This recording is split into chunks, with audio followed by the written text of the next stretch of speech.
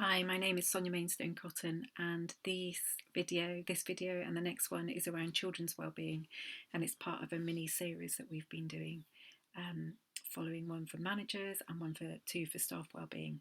So this one and the next one is around children and children's wellbeing and how we can support them, with a particular focus on the return to settings in the beginning of June during the COVID-19 lockdown and the way it's beginning to be lifted. Hopefully you would have had contact with maybe some of your children over the lockdown period, or maybe not. Maybe some of you won't have had the chance to do that. Hopefully by now you've got an idea of which children are coming back, and some of you may have been open. Some of you may have stayed open during this and were looking after key worker children. But whatever situation you're in, we're returning to something that's very different, and you will have been given a huge amount of time and thought and preparation already to the return. And if you haven't quite been at the point of doing that, then you're about to go to that point. So wherever you are, hopefully this is going to be relevant for you. And just thinking about how are you going to help those children when they return. Your numbers will be different. I imagine you'll probably have less children coming in. But as I said before, you'll probably already have an idea of what those numbers are going to be like. And you would have been given thought to how your environment is going to look, how you're going to do the groupings. Lots of people are talking about bubble groups, having small groups of children with some key staff. No doubt that's one of the areas that you've considered. I think the key thing for us to remember about children's returning is they are all going to have had very different experiences during lockdown, just in the way that we've all had very different experiences.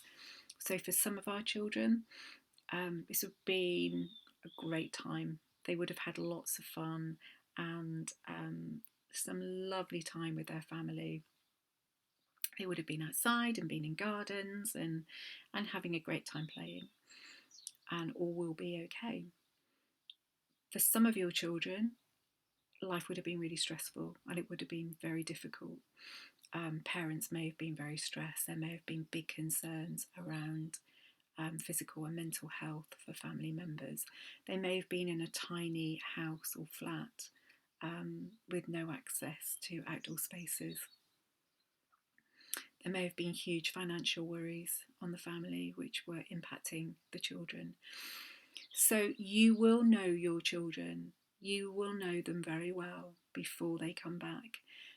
But just be really mindful about what you know already, what you know about their family situations, and just kind of bear in mind about what you think they may be like when they return. Of course, it may be different, but just give that some thought before, for every individual child. I think the other thing to consider really carefully is that when children return, you know that your setting is not going to look the same, but they don't know that. They will be expecting to come back and for their nursery room to look like their nursery room, but it won't.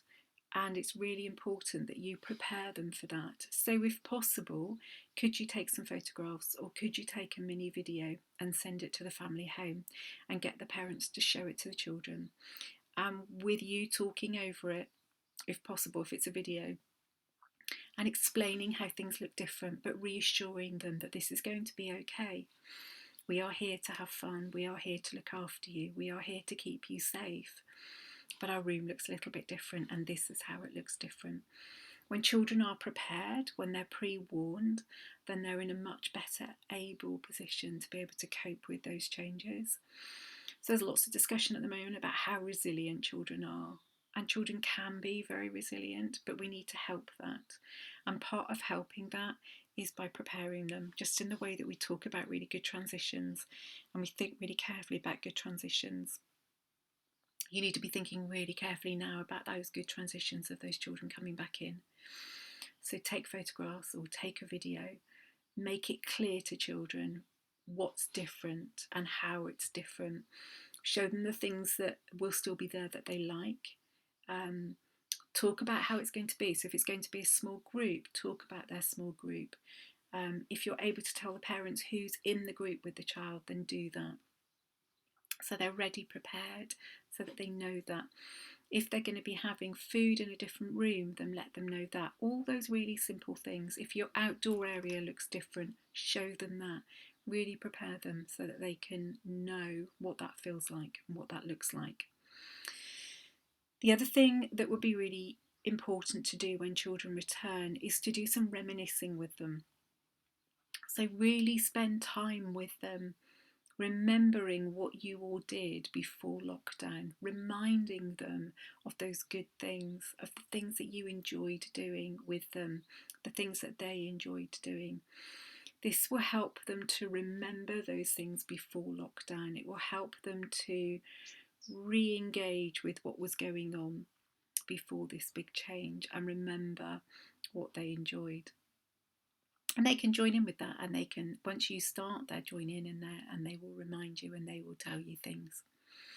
The other thing to be really aware of around this time is children's attachment and how children are going to be when they return. So even your confident children, you may find that actually they come back and they're quite nervous or they're quite clingy.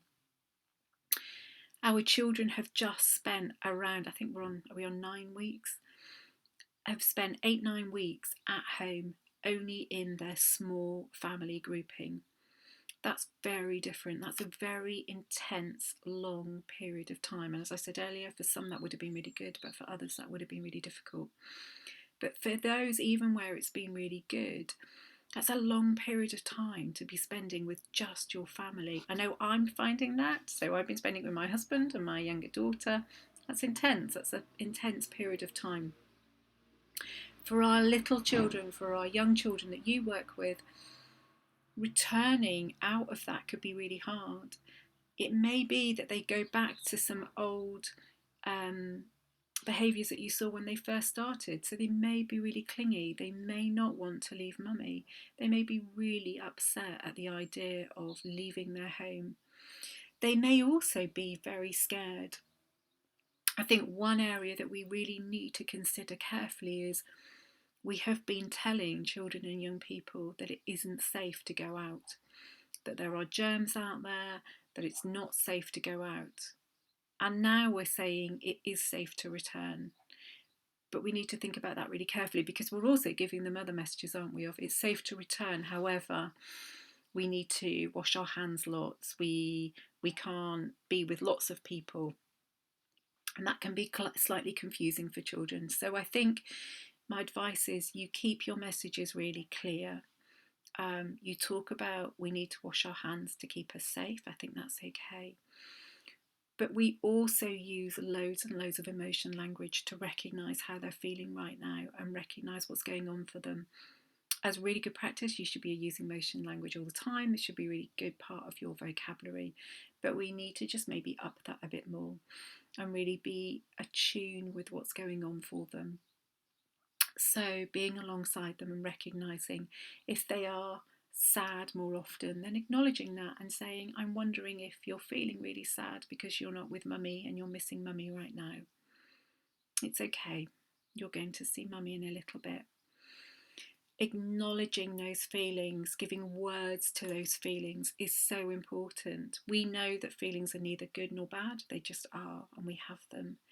And that's okay. But acknowledging that is really important. If you think that the child is quite anxious, then use those words. I wonder if you're feeling a bit scared. I wonder if you're feeling a bit anxious right now. I can help you with that. I wonder if you can give me the words about why you're feeling like that. And they may not be able to give you the words, but again, you using those words. The phrase I wonder is a phrase we use a lot in the Nurture Outreach Service who I work with. And that's a really useful phrase, I wonder, to help think about the feelings that they might be experiencing right now. So using those emotion words are going to be so important. And again, encouraging parents, reassuring parents when they're bringing their children in. They may be feeling really anxious about the children returning. So reassuring those parents, it's okay. We are going to do what we can to keep your children safe. We've put these things in place to keep your children safe. And making sure that, not that you're dismissing what's going on for the children, that you're acknowledging what's happening for the children, but you're obviously trying to provide them with a lovely, nurturing, supportive early years experience back into that early years in the best way that you can. And my next little video is going to give you some very specific ideas around things that you could do to support children's well-being that will aid them and support them, and particularly children who are feeling maybe quite anxious and quite worried, things that you can do that isn't about sharing resources. So there's no cross-contamination, but things that you can do that might support that. Thank you for listening.